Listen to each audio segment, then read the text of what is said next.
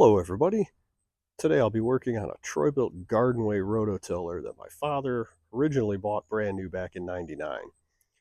Unfortunately, this sat in his shed full of gasoline for several years before he died, so when I inherited it, the gas tank, the carburetor, the fuel line, they were all just full of varnish. I cleaned everything out as best I could, installed a fuel filter, I've rebuilt the carburetor at least twice over the years, and when I went to put my garden in the spring, the float needle was stuck again. So pulled the carburetor apart, cleaned it out, got everything freed up, but unfortunately I didn't have a set of gaskets for it. So it did weep gasoline as I was putting my garden in this spring. So I knew I was going to have to rebuild that carburetor again before I turned the garden under for the fall. When I went to price rebuild kits for this carburetor, what I found out was that I can buy a new carburetor and a complete tune-up kit for this thing for really about the same price as a carb rebuild kit. So that's what we're going to do today. We're going to put new carb in it. We're going to do a tune-up. I want to change the fuel filter and install a fuel shutoff in it as well. So let's wheel this in the garage and let's get started on it. Here's everything that came in the tune-up kit from Amazon. Got a brand new carburetor, set of gaskets, and some linkage that you may or may not need depending on what your engine's being used on.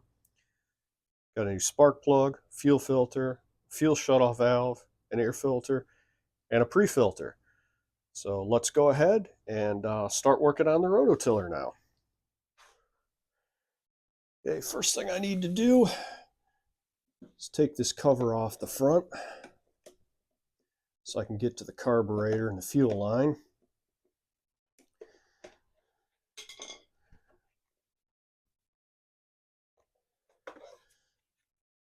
Well, the air filter looks great.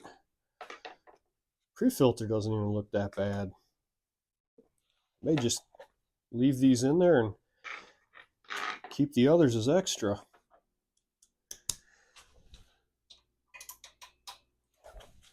All right, those are 5/16.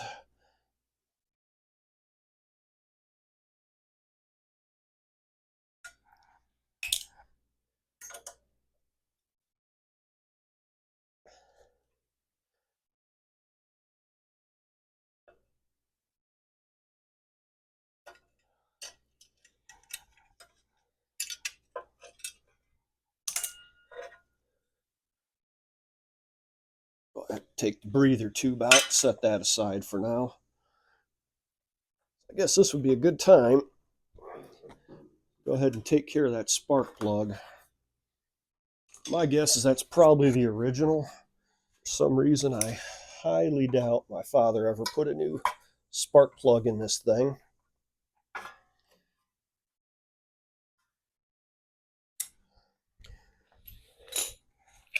So let's take this out, see what it looks like. Not in there very tight.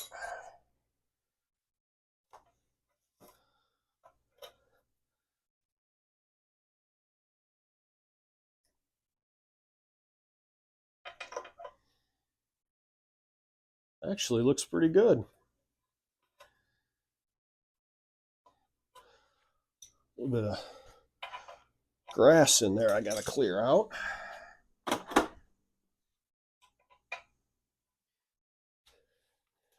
Yeah, that spark plug doesn't look bad at all. That's a champion. I'm going to save this one. And we'll go ahead and we'll put the new one in. It's just some Chinese off brand, but might as well put the new one in since I paid for it. We'll keep the old one in case I need it, because I know that's going to work anyway.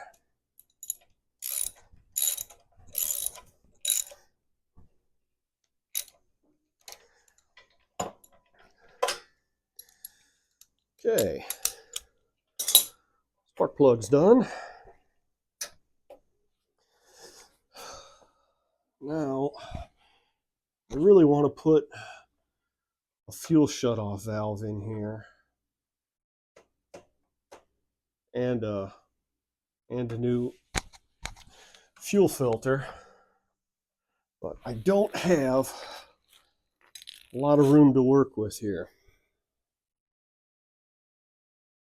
I'm thinking I could put the fuel shutoff right there. Let me see quick if I do that.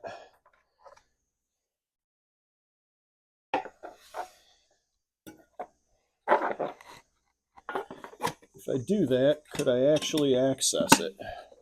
The shutoff valve's not any good if I can't use it. Oh yeah.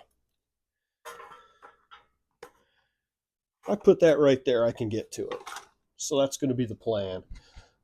I'm going to cut this fuel line, install that there.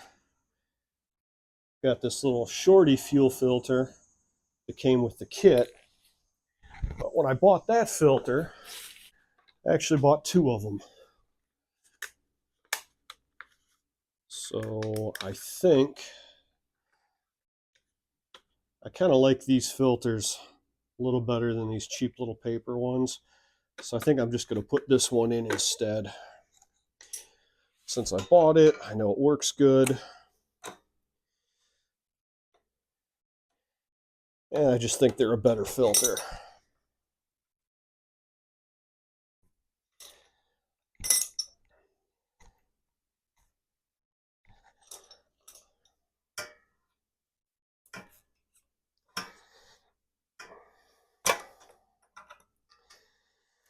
The reason I originally put this fuel filter in is because there's a baffle in this fuel tank, and I couldn't clean all the varnish out of the bottom. It's the first time I used this after I inherited it.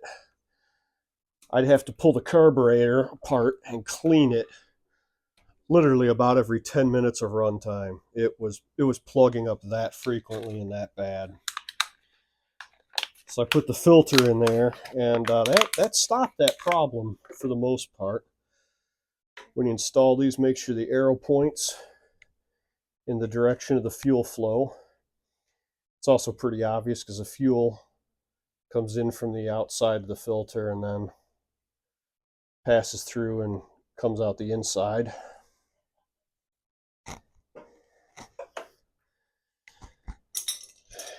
So now I need to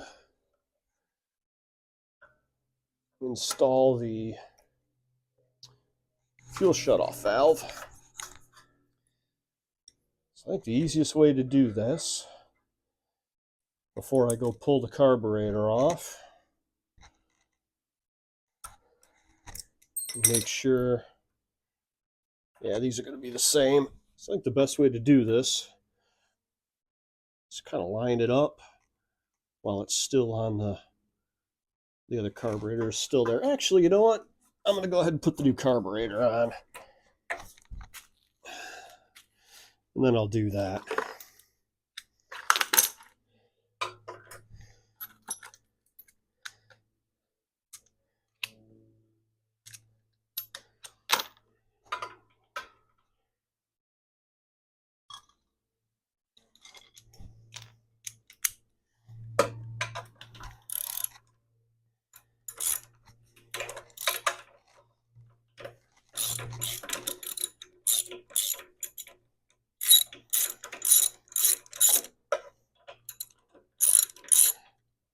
I am going to keep this old carburetor because I know if need be, I can always rebuild it and reuse it.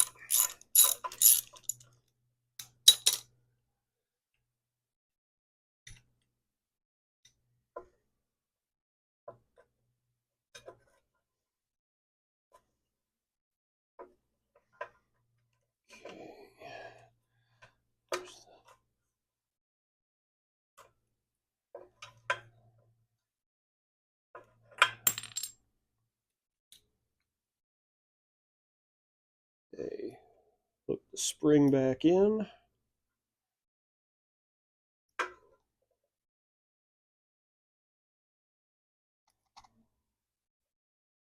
Tiny little thing there. The spring in.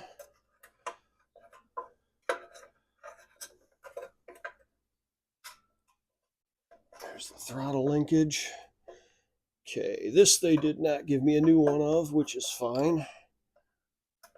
So I'll clean this grass out of the way while I'm here.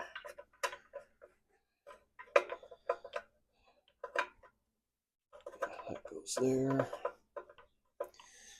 Okay, I got some new gaskets.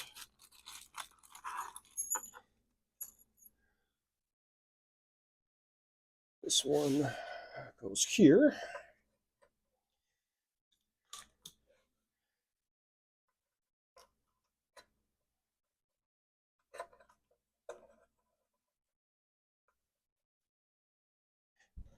And then the other one goes over on the other side.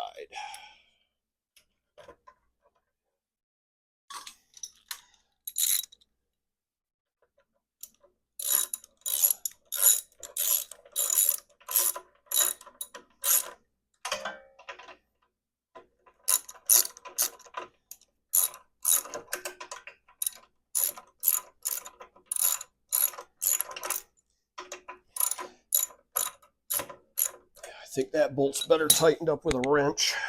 I believe that's 10 millimeter. Well, actually, I think it's 3/8. I'm just so used to everything being metric. Yeah, 3/8. I don't want to over tighten it. Give it a good snug so it doesn't come loose. Okay. So now, there's that gasket. Okay, there's the fuel line. Just gotta kind of get this sized up. See where I need to cut it. Cut it right there. And I do have extra fuel line in case I mess this up, but it's pretty straightforward.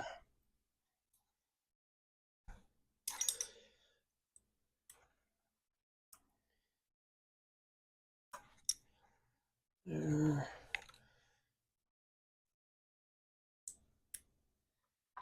Slide that down. I should have put a fuel shutoff in this thing years ago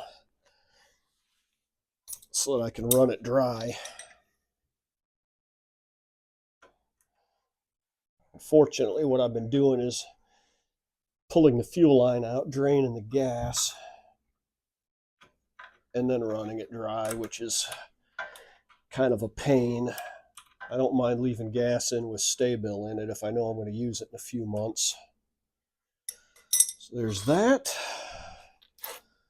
And we're going to use the last. I have to cut this down a little bit. Let's see. Thankfully, I've got 2 extras of these.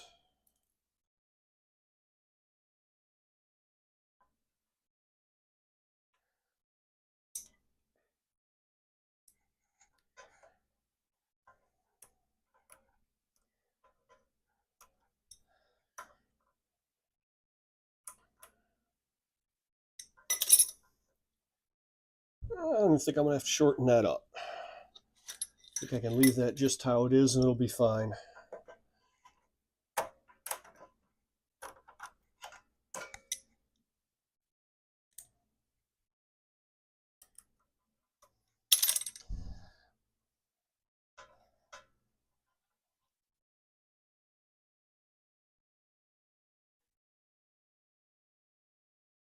Yeah, that'll work.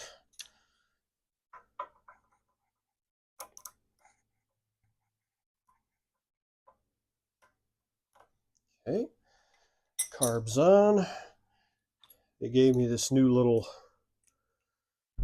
control lever for the choke and a choke plate that I need to install. Okay, this could be fun. Ooh, how in the world? Ah, that's how that works. Okay, good deal. Slide this in. I don't think there's a front and a back to it. Slide the little flap in there.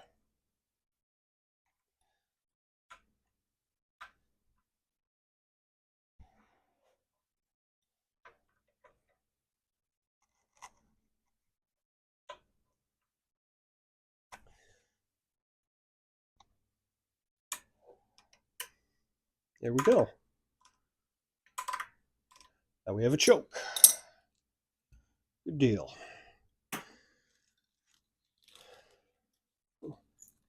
Always keep the extra parts. This must be a different choke linkage. Okay.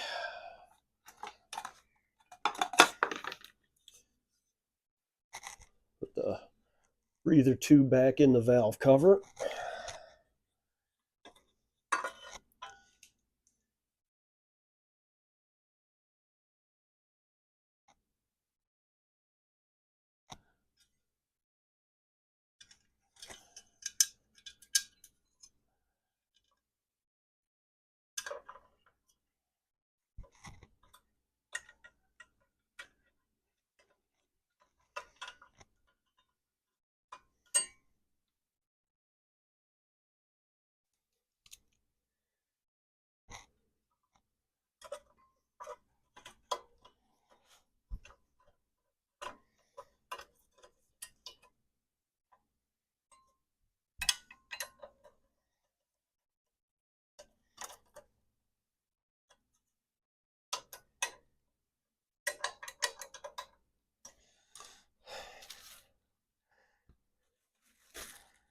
Yeah, I'm just going to use the old air filter and the old pre-filter. I mean, there's nothing wrong with this.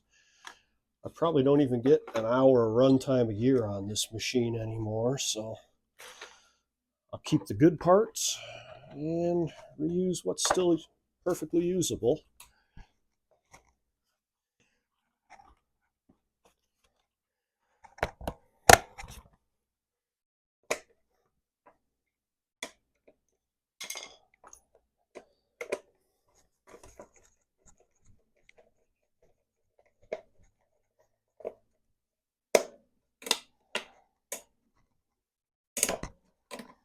Choke's a little stiff.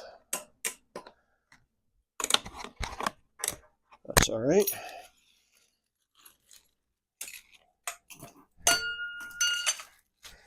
Pick up our old parts.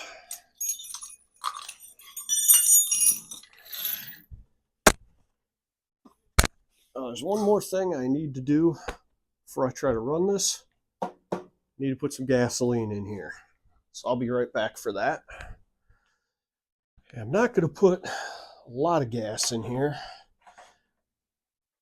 Just going to put enough in there to make sure everything's going to work all right.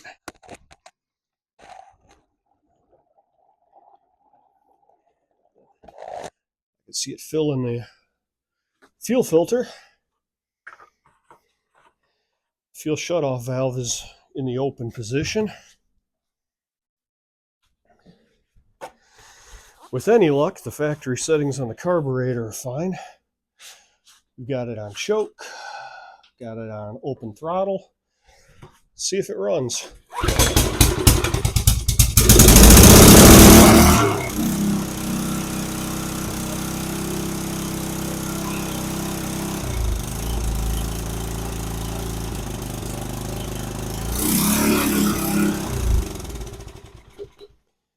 Well, I'm impressed. That cheap carburetor seems to be working just fine. So everything but one pepper plant's gone in my garden, so let's wheel this out back and let's turn the garden in for the fall. And a lot of these rototillers made by MTD and Troy-Bilt and such, they switch from freewheel to working mode with these pins. So in freewheel mode, the wheel slides in on the axle, pin goes through here, keeps the wheel from falling off. When you want to work with it, pull the pin out, you slide the wheel out on the axle, And you slide the pin through the axle and the wheel, which locks them together. And you put your little pin in. Now you're locked in place. Do that for both sides, then you can work with it.